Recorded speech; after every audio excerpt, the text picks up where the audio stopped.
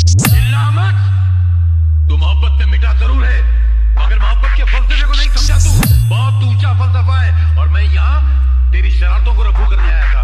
तेरी बदतमीजों को रफू नहीं कर सकता मैं जा रहा हूँ। अरे जा, मुझे किसी की जरूरत नहीं। डीजे संदीप राजनीति रहने वालों के जाने का तमकुहीराज कुशीनगर वालों की परवाह क्या कर। मास्टर तो सिर्फ बातों की चिंदिया रफू कर सकता है, दिलों के चित्रों को नहीं। चल जा। रे